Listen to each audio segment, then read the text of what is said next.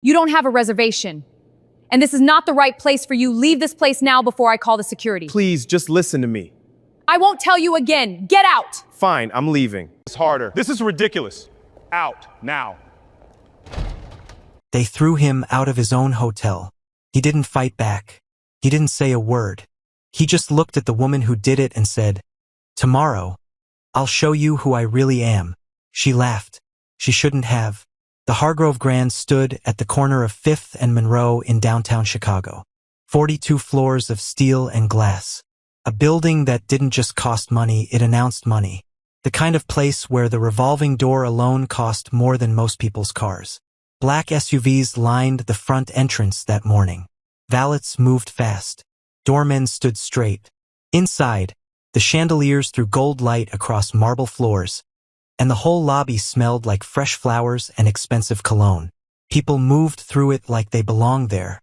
Designer bags, custom suits, shoes that had never touched a sidewalk. And then there was Caden. He walked up to the entrance alone. No car, no bag, just a plain white t-shirt, dark jeans, and clean sneakers that weren't any recognizable brand. His hair was neat. His face was calm. But in this crowd, in front of this building, he looked like a wrong note in a perfect song. People noticed immediately. A woman near the door leaned toward her husband and whispered something. 2 guys in blazers looked at him and smirked. A man in a gray suit paused, looked Caden up and down, then kept walking like he hadn't seen anything worth remembering. Caden heard all of it. His face didn't change. He walked through the revolving door like he'd done it 1,000 times. Inside, the morning rush was in full motion. Guests checking in. Staff moving with precision. The restaurant section off the main lobby was already half full. White tablecloths, crystal glasses, a piano playing low in the corner. Caden moved toward it. He found an empty table near the window. The city was visible through the glass, gray sky, wet streets, Chicago in November. He pulled out a chair and sat down. Nobody came to seat him. Nobody brought a menu. 2 minutes passed. Then 3. At the tables nearby, servers moved quickly, refilling water, delivering food, smiling at guests. But not at Caden's table. He waited. Then heels clicked across the marble floor. Fast, deliberate. Tap, tap, tap. Her name was Noelle. Restaurant floor manager. Mid-30s. Sharp blazer, hair pulled back, clipboard in hand. She stopped at the edge of Caden's table and looked at him the way a person looks at something that isn't supposed to be there. "Excuse me." Caden looked up. "Can I help you with something?" Her tone wasn't a question. It was a signal. "Just here to eat," he said. Noelle's eyes moved across him slowly. The t-shirt, the jeans, the sneakers, then back up to his face. "Are you a registered guest?" "No." "Do you have a reservation?" "No." She tilted her head. "Sir, this is a private restaurant. Walk-ins are accommodated based on availability and—" She paused just long enough for it to mean something. "Suitability." Caden didn't blink. "I'm suitable." A short silence. Then Noelle smiled, the kind of smile that wasn't warm at all. "I think you might be more comfortable somewhere else. You think I can't afford the menu." She didn't deny it. "I think there are other options in the area better suited to." "To what?" His voice was still quiet. Not aggressive. Just clear. "To people who look like me?" The table next to them had gone silent. A man in a navy blazer was watching. A woman 2 tables down had stopped mid-sip. Noelle straightened. "That's not what I said. It's what you meant." The smile dropped. She turned and gestured to 2 security guards stationed near the entrance. They came over without hesitation. "Please escort this gentleman out." Caden stood slowly. He looked at Noelle. Not with anger. Not with embarrassment. Just a long, steady look that she would remember later and wish she hadn't seen. "You're doing this because of what I'm wearing," he said. "I'm doing this because you don't have a reservation." A beat. "And because this is not the right place for you." Something moved through his eyes. Fast. Like a door opening and closing in the same second. "Okay," he said quietly. The guards walked him out. The lobby watched. Some people looked away. Some didn't. The man in the navy blazer shook his head slowly. The woman mid-sip set her glass down and said nothing. At the front desk, a young woman named Piper had seen everything. She was 24, 6 months into the job, still learning how the hotel worked. She watched Caden get walked to the door and felt something tighten in her chest. She almost said something. She didn't. Outside, Caden stood on the sidewalk for a moment. Cold air. Traffic noise. He looked up at the building, at the glass, at the lights, at his own faint reflection staring back at him. He said it quietly, almost to himself. Tomorrow. He turned to leave. Hey, wait. He stopped. Piper was standing just outside the door. She'd followed him. Her lanyard was still around her neck, her ID badge bouncing against her chest. She looked nervous, like she'd just done something she couldn't undo. I'm sorry, she said. What happened in there? That was wrong. Caden looked at her. You work here? Yeah. She didn't look away. Doesn't mean I agreed with it. A pause. It wasn't your fault, he said. Still felt like it was. He studied her for a second. There was something in her face. Not pity. Not performance. Just genuine discomfort at having witnessed something unjust. What's your name? He asked. Piper. Caden. He nodded once, then walked away. She watched him until he disappeared around the corner. That night, Noelle sat in her office going over the evening numbers. A glass of wine, the spreadsheet, the hum of the HVAC system. She was smiling slightly, replaying the morning in her head. She'd handled it right, kept the environment clean. That was her job, maintaining the standard. The standard. She said it again to herself, quieter. Like a word she'd said so many times it had lost its shape. She closed her laptop. She wasn't thinking about him anymore. She should have been. The next morning arrived cold and fast. The hotel woke up early. Floors polished. Stations prepped. Coffee brewing. At 7 a.m., the senior operations director, a man named Garrett, called an all-staff meeting in the main conference room. We have an ownership visit today. The room shifted. The owner of Hargrove Holdings is coming in for an unannounced walkthrough. Everything needs to be. Who is it? Someone asked. Garrett looked at his notes. Caden Hargrove. The name landed like a drop tray. 3 seconds of complete silence. Then the room exploded into controlled panic. Stations were double-checked. Uniforms straightened. Staff moved through the lobby with purpose. Noelle stood in the center of it all, her clipboard gripped tight, her face doing something complicated. Hargrove. She knew the name. Everyone knew the name. The hotel was named after the family. She'd known that. She just hadn't. The thought didn't finish.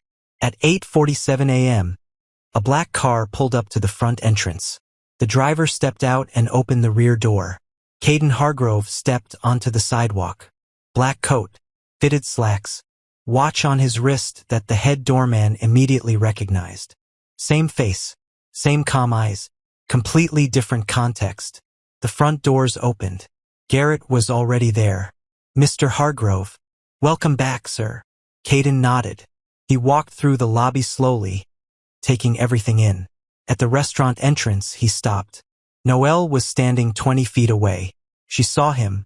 Her clipboard slipped from her fingers and hit the floor. Nobody moved to pick it up. She didn't move at all.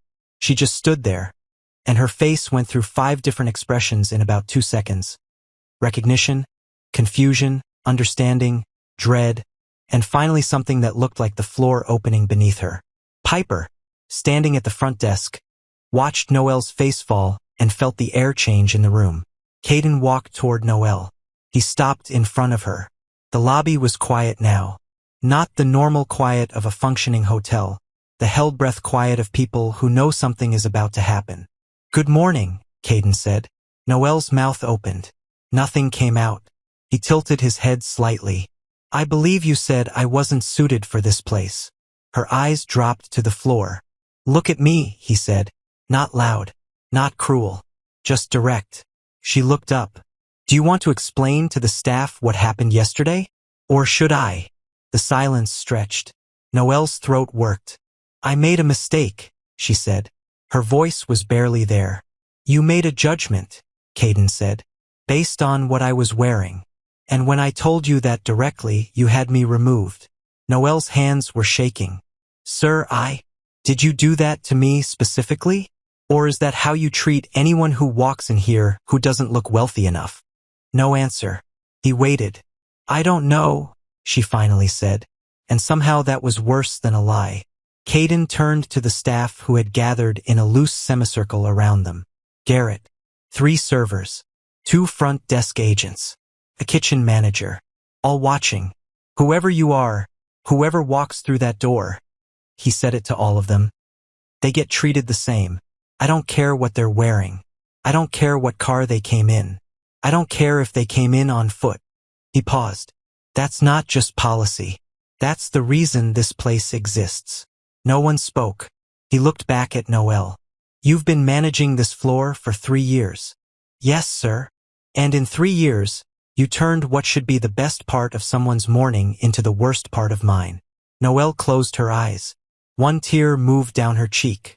She didn't wipe it. I'm removing you from floor management, Caden said. Effective today. You'll be reassigned to back-of-house operations. Mr. Hargrove, I'm not firing you, he said. I'm giving you the chance I didn't have yesterday. Use it better than I did. Noelle nodded slowly. Her mouth pressed into a line. She picked up her clipboard from the floor, turned, and walked away without looking at anyone. The room let out a long, collective exhale. Then Caden turned toward the front desk. Piper. She straightened instantly. Sir, you came outside yesterday. Yes, sir. Why? She hesitated. Then, because what happened was wrong. And I didn't want the last thing you experienced here to be that. Caden looked at her for a long moment. How long have you been here? 6 months. In 6 months, you understood something that a 3-year manager didn't. He glanced at Garrett, then back at Piper. I want you shadowing Garrett for the next 30 days. Full floor operations. Every department. Piper blinked. Sir, if what I saw yesterday is accurate, you'll be ready for more after that. She opened her mouth, closed it. Thank you. He nodded once and walked toward the elevator. 3 weeks passed. The hotel changed, not in the way a place changes when new furniture arrives or a menu gets updated. It changed the way a room changes when the light in it finally gets fixed. Subtle. Real. You only noticed it if you'd seen it before. The staff smiled differently now. Not the forced, trained smile of people performing hospitality, the actual kind. Guests noticed. Reviews changed. A woman from Milwaukee wrote online that she'd stayed at 40 hotels in the last 2 years and the Hargrove Grand was the only one where she'd felt like a person and not a transaction. Noelle worked quietly in the back. She didn't complain. She didn't make excuses. Some mornings Piper would see her through the kitchen window, head down, focused, doing the work without the audience she used to need. Something was shifting in her. Or maybe it had always been there, buried under years of needing to prove she belonged in rooms she thought required performance. Piper didn't know yet. Neither did Noelle. But something else was shifting too. For days after the lobby confrontation, Noelle started talking to a man named Bryce. He'd been with the hotel for 6 years, maintenance and logistics.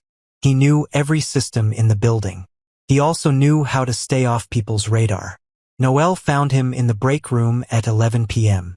I need your help, she said. Bryce looked at her over his coffee. I need something to go wrong, she said quietly. Not dangerous, not illegal, just wrong. And I need it to look like it happened because someone didn't do their job. Bryce set his cup down slowly. Someone like who? Noelle said the name. He was quiet for a moment. Then he nodded. The problem started on a Tuesday. Hargrove Grand was hosting a private corporate dinner. 60 guests. A tech company out of Seattle closing a multi-million-dollar partnership. The reservation had been confirmed 3 times. The menu had been customized.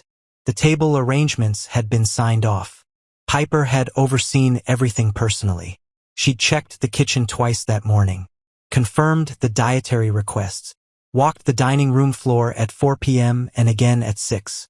At 7:30, the first course went out wrong. Not slightly wrong. Completely wrong. The lead guest, the CEO of the Seattle company, had a severe shellfish allergy documented in the reservation. The dish placed in front of her contained shrimp. She caught it before she ate it. But the damage was done.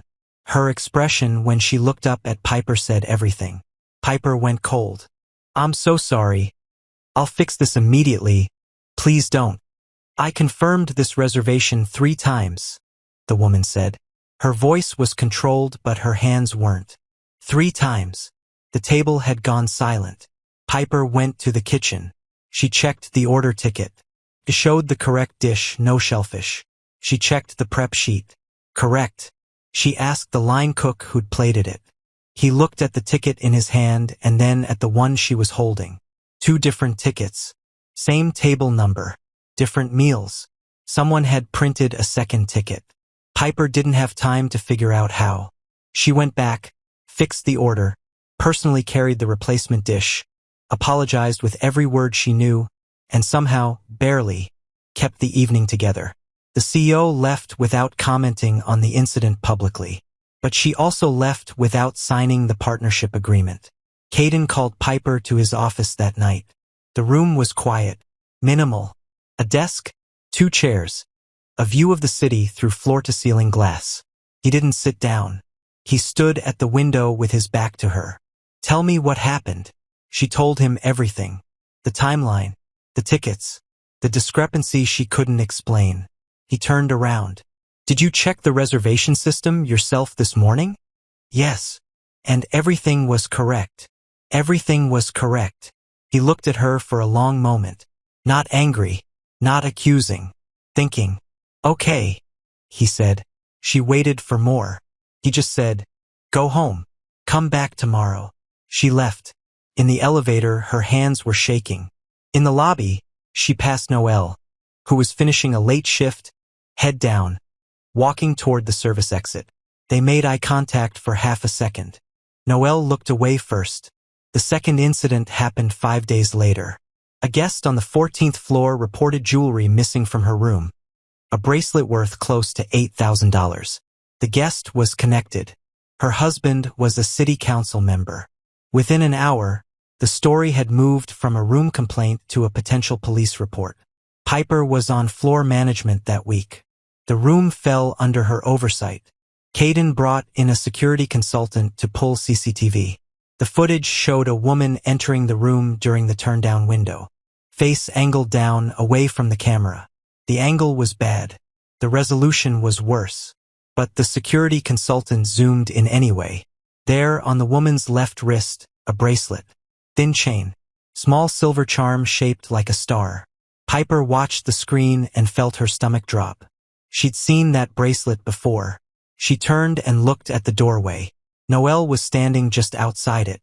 Her left hand was behind her back.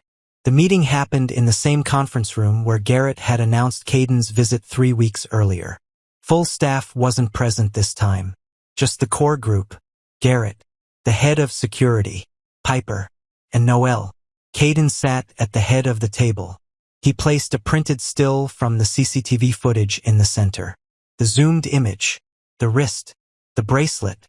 "This was taken at 8:14 p.m. on Thursday," he said. "During the turn-down window on floor 14. Silence. He looked at Noelle. She was looking at the photograph. Her jaw was set.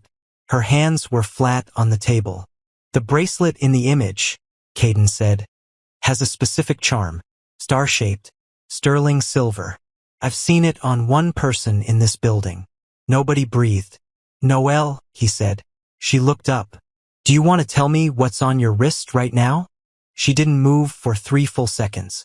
Then she placed her left hand on the table. The bracelet was there. Thin chain. Small silver star. Piper closed her eyes. The head of security exhaled through his nose. Noelle looked at Caden, and her face was the face of someone who has been running and just ran out of road. "I didn't steal it," she said. Her voice was steady but thin. "I took it. I was going to put it back. She stopped. Started again. "I wanted something to go wrong for her. I wanted you to question whether she was actually ready for this." The dinner tickets, Caden said. That was you too. She nodded once. Garrett leaned back in his chair and pressed his hand over his mouth. Why? Piper said. She hadn't planned to speak. The word just came out. Noelle looked at her. Something moved across her face. Because that was supposed to be my job. Her voice broke on the last word. I built that floor. I trained half the staff in this room. And in one day, I went from floor manager to invisible. She looked at her hands. I couldn't accept that someone else was standing where I was supposed to be standing. The room stayed quiet. Caden stood. You sabotaged a dinner that could have cost this hotel a major partnership. You stole from a guest. And you did both of it to destroy someone who did nothing to you except show up and do the job well. Noelle said nothing. The night I was walked out of this lobby, Caden said, I had a choice. I could have come back the next day and dismantled everything you'd built here. I didn't. I gave you a path forward. He paused. You chose a different one. She looked up. Caden. Mr. Hargrove, Garrett said quietly. She flinched. Your employment here is terminated, Caden said. Effective immediately. I'll be contacting the guest about the bracelet personally. We won't be involving the police, but that's the only courtesy this situation gets. Noelle stood slowly. She picked up nothing from the table. She looked at Piper once, and for just a second, something in her expression wasn't anger or bitterness. It looked almost like relief. Then she walked out. The door closed behind her. Nobody spoke for a long time. 2 weeks later, Chicago got its first snow of the season. It came in the evening, quiet and fast, covering the streets outside the Hargrove Grand in a flat white silence. Piper was on the roof deck. The hotel had one, enclosed, used for private events. She'd come up to check the setup for the next morning. She stood at the glass wall and looked out at the city disappearing into white. She heard the door behind her open. Caden walked in. He didn't look surprised to see her. He came to stand a few feet away and looked out at the same view. You okay? He asked. Getting there, she said. A pause. You never asked me if I thought you made the right call, she said. With Noelle. Both times. Did you think I did? She considered it. The first time, yes. The second time, she stopped. The second time I had no choice, he said. I know. She watched a taxi move slowly through the snow below. I just keep thinking about who she was before any of this happened. She must have been good at her job once. She was, Caden said.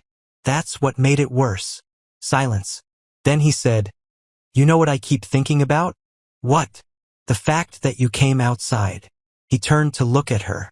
You didn't have to do that. I was already gone. You had nothing to gain. Piper shrugged slightly. It felt wrong not to. Most people feel that and do nothing anyway. She looked at him. There was something in the way he said it, not a compliment exactly. More like an observation he'd been turning over for a while. I grew up watching my mom get treated like she was less than, Piper said. Grocery stores, doctors' offices, restaurants. She looked back out the window. She never made a scene. She just absorbed it. Every single time. A pause. I told myself a long time ago I wasn't going to do that. I wasn't going to be the person who watches and says nothing. Caden was quiet for a moment. I'm glad you weren't, he said. The snow kept falling. After a while he said, I want to talk to you about what comes next. For your role here. Okay. Not tonight. He almost smiled. Tonight I just needed somewhere quiet. Piper nodded. She understood that. They stood there in the snowlight for another few minutes. Not talking. Just two people watching a city go quiet. That was the beginning of something neither of them had a name for yet. But the hotel felt it. The staff felt it. The way a room feels different when the right people are in it, doing the right things, for the right reasons. The Hargrove Grand was 42 floors of steel and glass. But what made it worth something had nothing to do with the building. Don't ever judge a person by what they're wearing. What's underneath doesn't change, and someday what's underneath is exactly what you'll have to answer to.